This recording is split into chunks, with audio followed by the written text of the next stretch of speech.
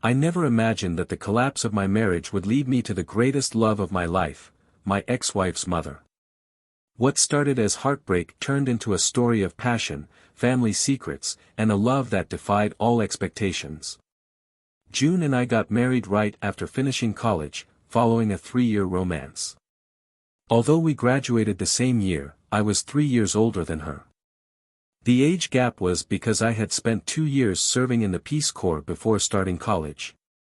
Both of our families were thrilled with our decision to marry, but no one seemed more excited than my mother-in-law, Cheryl. Cheryl's happiness was palpable, not just because she liked me, but because my relationship with June gave her the chance to experience something she never had herself. Cheryl became pregnant as a teenager, and the challenges of being a single mother were compounded when her deeply religious parents disowned her. By the time she turned 21, she married a much older man, Sam Clausen, purely for financial security to provide for June. Cheryl's life had been far from the romantic ideal. She never had a proper courtship, an elaborate engagement, or even a meaningful wedding. Sam, who had been married before, wanted to keep things simple. To his credit, Sam was a dependable man who provided well for Cheryl and June, but he was unexciting, steady as a stagnant pond and about as romantic as a light switch. Despite Cheryl's challenging history, I always found her easy to get along with. Perhaps it was because she was only 11 years older than me, which made her feel more like an older sister than a mother-in-law.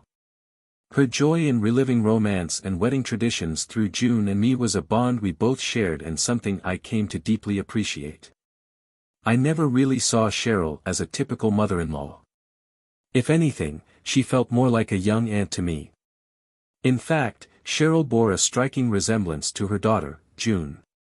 She was just as attractive, though in a different way, 3 inches shorter, with striking green eyes instead of June's blue, and a more reserved demeanor. Her beauty was understated, complemented by a dazzling smile that rarely left her face. She exuded kindness, but there was a quiet shyness about her, the kind that made her prefer conservative clothing. Perhaps her modesty was a reflection of the struggles she'd faced in her past. June and I had been married for 4 years when Sam, Cheryl's husband, passed away from a heart attack. It wasn't entirely unexpected given his lifestyle, but Cheryl took it hard. I stepped in to handle Sam's estate matters, offering her support whenever she needed it.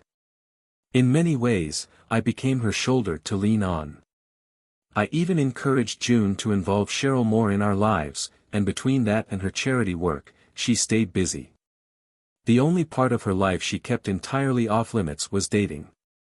Despite the interest of countless men, including some much younger, Cheryl had no desire to entertain the idea. She avoided the topic altogether. Then, not long after June and I celebrated our 6-year anniversary, my world unraveled. I found myself in that all-too-common role of the clueless husband discovering his wife's infidelity. Ignorant as I may have been, I didn't hesitate to act once the truth came out. When I confirmed June's betrayal, I packed my things and moved out of our apartment into an extended-stay motel. The next step was dividing our finances, severing that connection as cleanly as possible. I believe June did love me, but somewhere along the way, she lost sight of what we had. She dismissed her affair as a meaningless, short-lived fling, insisting it wasn't serious because there were no feelings involved. To her, I was overreacting. But to me, the trust had been shattered. June confided in Cheryl, hoping her mother would defend her and convince me to forgive her. I know this because, 3 days after I left, Cheryl showed up at my motel unannounced. I was startled when I opened the door to find her standing there. But considering how swiftly and decisively I had acted, taking the bull by the horns, so to speak, it wasn't entirely surprising. Her visit was kind-hearted, but it left me with a question that would haunt me for days. After sitting with me and acknowledging my pain, she asked, "Is there any chance you can forgive June and take her back?" Her words lingered long after she left. I knew I was hurt, and I knew the road ahead would be steep. But even as the pain settled in my chest, I also knew one thing with certainty: I would get through this.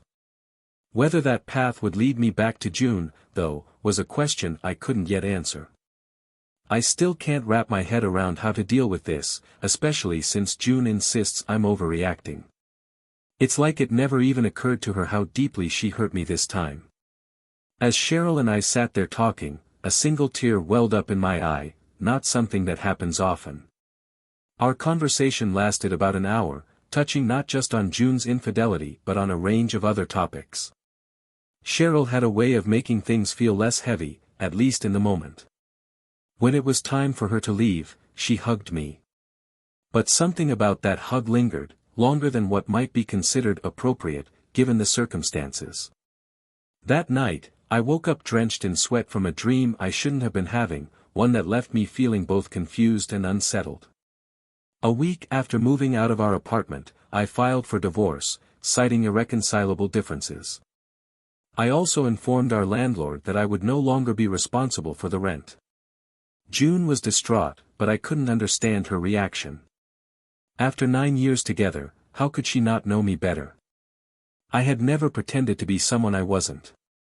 My actions were consistent with who I've always been, decisive, especially when it came to protecting my sense of dignity and self-respect. June and her lawyer tried everything to delay or change the course of the divorce. They even proposed counseling, but my lawyer countered effectively. He presented evidence, including photos of June having lunch with George, the same co-worker she had the affair with, on at least 2 occasions since I filed the papers. While June tearfully swore she hadn't been intimate with George since I left, her actions painted a different picture. Her words no longer carried the weight they once did. It looks like the divorce will be finalized in a few months. Cheryl and I spoke about it recently, and when she said how sad she was about everything, I could see she meant it. Yes, Cheryl, it's true, I told her. I'm sad too, but I have to move on. My lawyer is confident that we'll resolve all financial matters soon, which means a final decision should come within the next 3 months. Cheryl must have sensed how low I was feeling because, to my surprise, she extended an invitation. I thought you might be down, she said gently, so let me take you to dinner on Friday. The offer caught me off guard. Wouldn't that be awkward? I asked, unsure of how to navigate the idea of dining with my soon-to-be ex-mother-in-law. She laughed lightly, trying to ease my discomfort. I can wear a mask if it makes you feel better, she joked. Her warmth and humor were hard to ignore, and for the first time in weeks, I felt a flicker of something close to comfort. If things kept going this way, I thought to myself, I might need to see a psychiatrist. My emotions were still raw, and I wasn't sure if I was handling everything the right way. So, when Cheryl knocked on my apartment door at exactly 7:02 p.m. on Friday, I was caught off guard, not surprised, but genuinely shocked. Cheryl, who usually wore conservative, understated outfits, was dressed completely differently. She stood there in a stylish, low-cut blouse and a short skirt paired with 3-inch heels that matched perfectly. Her makeup was light but skillfully done, bringing out the striking emerald green of her eyes.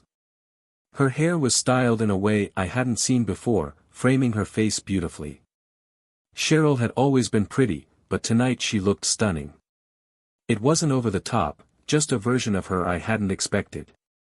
As she drove us to the restaurant, I couldn't help but notice how her skirt rode up slightly, exposing her thighs. I'd never seen Cheryl's thighs before, and I immediately chastised myself for noticing. I tried to focus on anything else, but my mind kept returning to how unexpectedly captivating she looked. Dinner was surprisingly enjoyable. Cheryl's cheerful energy was contagious, and for a while, I managed to forget about the chaos of my divorce. However, one thing did stand out, Cheryl's drinking. Normally, she'd stick to 1 glass of wine during dinner. But that evening, she ordered an entire bottle for the 2 of us. Since I rarely drink and only had 1 glass, Cheryl finished the rest herself. After dinner, Cheryl suggested we go dancing. I hesitated for a moment. I wasn't exactly a pro on the dance floor, but she insisted. To my surprise, she was an incredible dancer, easily outshining me despite my weekly lessons over the past year. At one point, she grinned at me and asked, "Am I doing everything right?" "You were more than right," I said, grinning back. "You were probably the best dancer out there, and you certainly caught the attention of a few people." She blushed and laughed, just as if on cue. A man approached our table and asked if he could dance with my date. I was momentarily taken aback. The way Cheryl looked tonight, I shouldn't have been surprised. She declined politely, her hand brushing mine as she did. "You're quite the charmer, aren't you?" I teased her, trying to keep the mood light. Before she could reply, a waiter appeared, setting a Bloody Mary in front of her and a soda in front of me. We exchanged a confused glance. Neither of us had ordered those drinks. "Compliments of the gentleman over there," the waiter explained, nodding toward another man who had clearly noticed Cheryl. She smiled faintly, thanked the waiter, and turned back to me, her expression unreadable. The evening had taken an unexpected turn, and I wasn't sure what to make of it. As I began to say something, Cheryl interrupted me with a playful smile. "I ordered it on the way back." "Now finish your drink, and let's get back to the dance floor," she said, downing her Bloody Mary with surprising ease. I quickly finished my soda, and before long, we were back under the lights, moving to the rhythm. Cheryl seemed to have let her guard down completely, her laughter and energy lighting up the room. On the drive back, Cheryl was unusually chatty, her words flowing in a stream of cheerful banter. She repeated several times how much she hoped I'd had a good time and that, for at least one evening, I could forget about June and everything that had happened. I chalked up her exuberance to the drinks, smiling at her sincerity. When we arrived at her house, she fumbled with her garage keys, struggling to unlock the door. I gently took the keys from her, opened the door, and helped her inside. Once in the garage, she turned to close the door and firmly slid the deadbolt into place. Her movements, though slightly unsteady, had an air of finality that made my pulse quicken. It was then, standing in the dim light of the garage, that I found myself noticing Cheryl in a way I never had before. Beneath the conservative clothes she usually wore, I had always imagined there was a graceful figure, but tonight, it was clear she possessed a stunning beauty that could rival anyone. Cheryl suddenly moved closer, her hands brushing against my shoulders. She began covering my neck and cheeks with quick, delicate kisses, her voice trembling as she muttered words I couldn't fully understand. Her tone was raw and filled with a vulnerability I hadn't expected. Then, with a mix of urgency and frustration, she whispered, "I've been holding this in for decades. I need you to help me, now." The next moments blurred as she placed her hands firmly against me, breaking the composure I had tried so hard to maintain. What followed was a night I could never have anticipated, a tangle of emotions, passion, and release.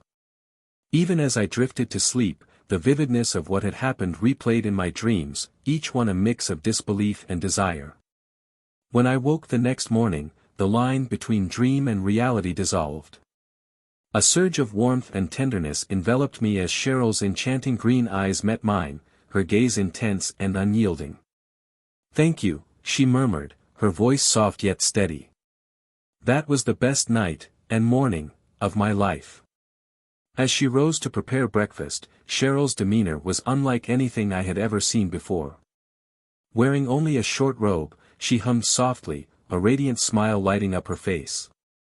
She moved through the kitchen with an energy that was contagious, occasionally glancing my way with a look of pure contentment. Over breakfast, we shared an easy conversation, her charm and happiness filling the room. In that moment, with Cheryl sitting across from me, I couldn't help but feel a strange and unexpected joy, a feeling I hadn't experienced since my wedding to June. I don't think I'd ever felt as content as I did that morning.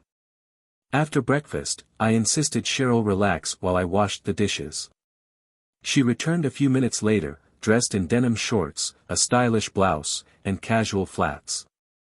She looked effortlessly beautiful, her radiance catching me off guard all over again. As she approached, her smile widened, and the way she leaned into my chest made my heart race. Something about Cheryl's vulnerability, her sweetness, and the undeniable passion we'd shared completely disarmed me. It was as if being in her home, in her space, had awakened something primal in me. I couldn't resist her.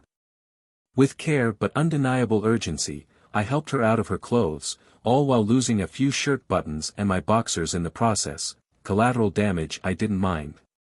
Cheryl responded with soft whimpers and gasps, her touch sending waves of emotion through me. Later, as we lay side by side in bed, we couldn't stop smiling. "Did you like it?" I asked, my voice tinged with a mix of affection and curiosity. "Yes, of course," she replied, her tone soft but hesitant. "But I'm not sure I can keep doing this." We both laughed nervously, trying to balance the gravity of what had happened with the warmth we felt in the moment. Cheryl suggested dinner at her place that evening. "How about 5:30, she asked. "You can help me cut the vegetables, I make a terrible roast." I agreed, and after Cheryl left, I was left alone with my thoughts. For the first time since everything began, I asked myself, what are you doing? This wasn't just any woman, it was Cheryl, my mother-in-law.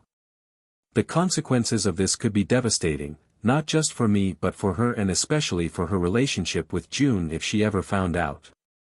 Even worse, I wondered if Cheryl might already be falling for me. She was, without a doubt, one of the most incredible women I'd ever known, but was I willing to risk breaking her heart? The rest of the weekend passed in a whirlwind of stolen moments and newfound intimacy. On Saturday night, we made love in her bed, a space that felt both comforting and thrilling. Sunday was spent in a haze of shared activities, a late morning workout at her health club, an afternoon hike through the nearby wilderness, and an impromptu moment of passion in the back seat of my car. We didn't care about the sweat or the dirt, it was raw, real, and unrestrained. By Sunday evening, we were back in her bed, holding each other as though nothing else in the world mattered. When I woke up on Monday morning, I felt a serenity I hadn't known in years. Cheryl was already awake, her green eyes focused on mine. Her first words stopped me in my tracks. "I loved you from the moment we met," she admitted softly. "You're the only man I've ever truly loved." Her confession was heartfelt but bittersweet. She went on to explain that while her feelings for me were undeniable, a long-term relationship between us was impossible. The age difference, the impact on her bond with June, and her inability to give me the family I'd always dreamed of all weighed heavily on her mind. Her words hung in the air, leaving me to confront the complicated truth of what we had started. Despite the joy we had shared, the path ahead was anything but clear. When Cheryl said, "I'll accept everything I can get from you," her voice was steady, but her words carried a weight that left me speechless. She stood up, playfully helped me to my feet, and nudged me toward the door with a smile that belied the seriousness of our conversation. But as I walked away, her confession echoed in my mind, intertwining with the mess of emotions I was already trying to navigate. For the next 2 weeks, my thoughts were consumed by Cheryl. Whenever my mind wasn't preoccupied with work or some other distraction, it inevitably wandered back to her, to our nights together, to June, and to the sheer anxiety of it all. My dreams offered no respite. Almost every night, I found myself dreaming of Cheryl. I imagined us making love, traveling to far-off places, and sharing quiet, intimate moments. In one particularly surreal, and unsettling, dream, we had a dozen children together, laughing and playing in a chaotic but joyful scene. Despite the turmoil in my mind, I couldn't resist seeing her again. I called Cheryl one evening and found myself staying the night at her place. We made love twice, and as I held her close in her bed, it became painfully clear that I was falling in love with her. Yet, the reality of our situation, the 11-year age gap, the fact that she was my former mother-in-law, left me feeling paralyzed, unable to muster the determination I would normally have in other parts of my life. Our relationship endured through the final stages of my divorce. After the paperwork was finalized, Cheryl took June on a week-long cruise, hoping to mend some of the lingering anger and resentment. When she returned, she told me the trip had helped June a lot. "She's not as angry anymore," Cheryl said. "I think she's starting to move on." But while June was beginning to let go, I was holding on tighter to Cheryl. By then, it was no secret to anyone close to us that Cheryl and I were together. We spent at least 3 evenings a week together and spoke on the phone every day. If I was being honest with myself, as much as I had loved my 5 years with June, my relationship with Cheryl was undeniably better. Cheryl, despite her age, had been relatively inexperienced the first night we spent together. But now, she had become everything I could hope for in a partner: expressive, loving, adventurous, and full of life. Our connection was deeper and more fulfilling than anything I'd ever known. One evening, as we sat together, Cheryl seemed distant, her hands trembling slightly as I took them in mine. "Tell me what's going on," I said gently, searching her face for answers. Tears welled in her eyes as she began to sob. "I swear I didn't plan this," she said, her voice breaking into fragments. "I didn't know this was possible. Please, don't hate me. You can leave if you want. I had no idea." Her words trailed off, leaving me confused and concerned. I had no idea what she was talking about, but I knew one thing for certain: I couldn't leave her. Not now. Not ever. I finally managed to calm Cheryl down, gently squeezing her hands as I looked her directly in the eyes. "Stop," I said softly. "Tell me what's on your mind. I have no idea what you're trying to say." She sniffled, her chest rising as she took a deep, shaky breath. Then, with tears brimming in her enchanting green eyes, she said the words that left me stunned: "I'm 7 weeks pregnant."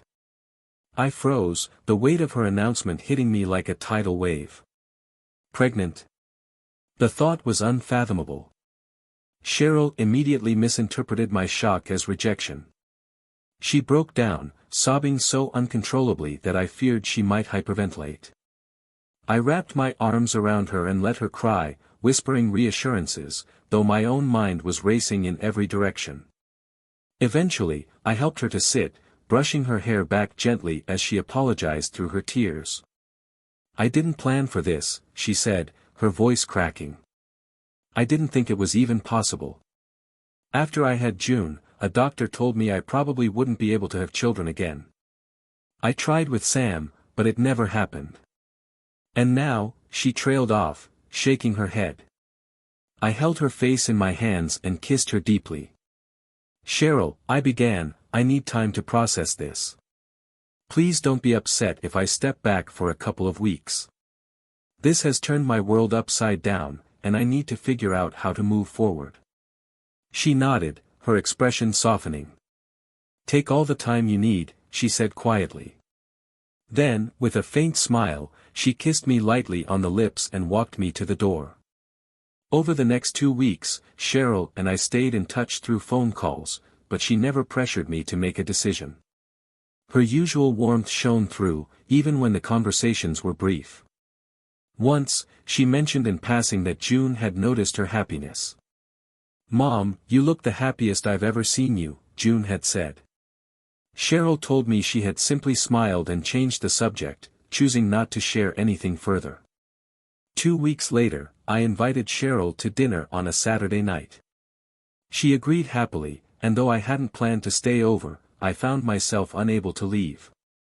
That night, as we lay together, I realized how deeply I cared for her.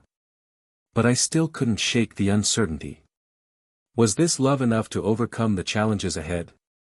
Could we build a future together with everything at stake? My indecisiveness might have continued indefinitely if it weren't for a sudden, catastrophic event. Cheryl called me at work early one Friday afternoon, her voice trembling with emotion. We had plans that evening to see a play and then spend the night together, but her distress was undeniable. "Please," she begged, "can you come to my house now?" I arrived just after 3 p.m. and found Cheryl in tears, rushing into my arms the moment she opened the door. She clung to me, sobbing into my shoulder as I held her tightly. After a few minutes, I guided her to the couch, sitting beside her and gently brushing away her tears. Cheryl, tell me what's going on, I urged, my concern growing by the second. She wiped her face and took a shaky breath before speaking. I've been thinking about everything, she said. About you, about the baby, about my life. And I realized I've never told you this. I'm so sorry, but I need to say it now. Her voice broke as she continued. I always thought I couldn't have children. I tried with Sam for years, and it just didn't happen. I thought I was broken. She paused, her hands trembling in mine. I can't believe this is happening, she whispered. But it feels like fate gave me one last chance. I sat there, stunned into silence. The weight of her words, her vulnerability, and the enormity of our situation pressed heavily on me. This wasn't something either of us had planned, but in that moment, I knew there was no turning back. I didn't respond immediately, too stunned to form words. My silence must have alarmed Cheryl, as her expression shifted to one of concern. She likely thought I was upset or about to reject her entirely. Instead, I finally found my voice and said, Cheryl, will you make me the happiest man in the world and marry me? She blinked at me, clearly not understanding at first. What? She asked, her voice trembling. I repeated the question, and then again, until the realization dawned on her. Suddenly, her face lit up, and she screamed, yes, before throwing her arms around me. Her tears dried as we clung to each other, laughing and holding on tightly. I love you so much, I told her, feeling the truth of the words in every fiber of my being.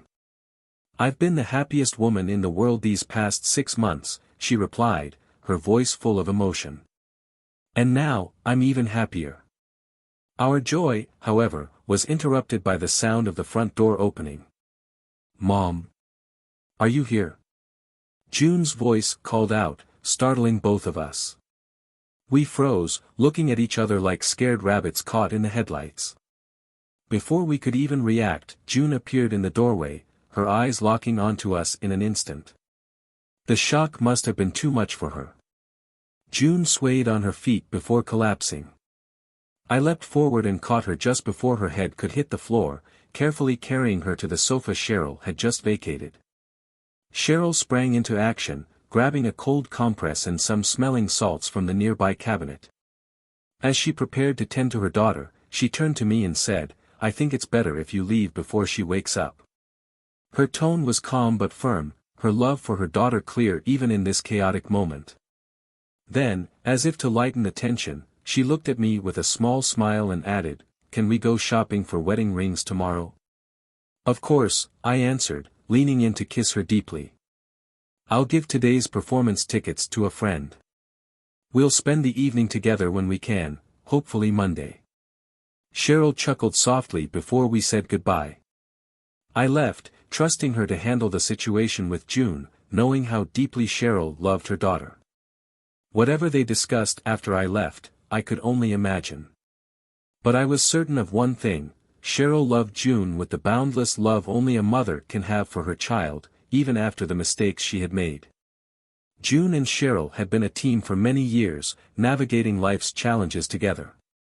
Now, I could only hope that love and bond would be enough to carry us all through this unexpected chapter. When I met with Cheryl and June, Cheryl assured me she had been completely honest with her daughter. She explained her long-term feelings for me, emphasizing that nothing romantic or physical had ever happened between us while I was married to June. Cheryl told June that she had always treated her with love and respect and that she couldn't help falling in love with me after the marriage ended. She hoped June would understand and accept this, though we all knew it would take time. As for Cheryl and me, our relationship grew even stronger. If we faced any challenge during Cheryl's pregnancy, it was her heightened libido, which she attributed to years of frustration. I need to make up for 2 decades without real intimacy, she joked. Who was I to argue? We continued enjoying our time together until Cheryl reached 8 months and 1 week into her pregnancy, when we decided to pause for the sake of her health. 2 months later, after the birth of our beautiful daughter, Alicia, our connection deepened further as we navigated life as parents. Life had its moments of poetic justice as well. Shortly after Alicia was born, I sent George's fiancée a detailed account of his affair with June and how it had destroyed my marriage. Within a week, she ended their engagement, and George left town not long after. It wasn't a petty act, it felt like closure, a way to move on from that chapter of my life. Cheryl and I knew early on that we wanted Alicia to have a sibling. However, considering Cheryl's age and health, we decided against another pregnancy. Thanks to the resources Sam had left her, we explored alternative options. We collected one of Cheryl's eggs, fertilized it, and planned to move forward with a surrogate. We both wanted to ensure the process was safe and desirable for our growing family.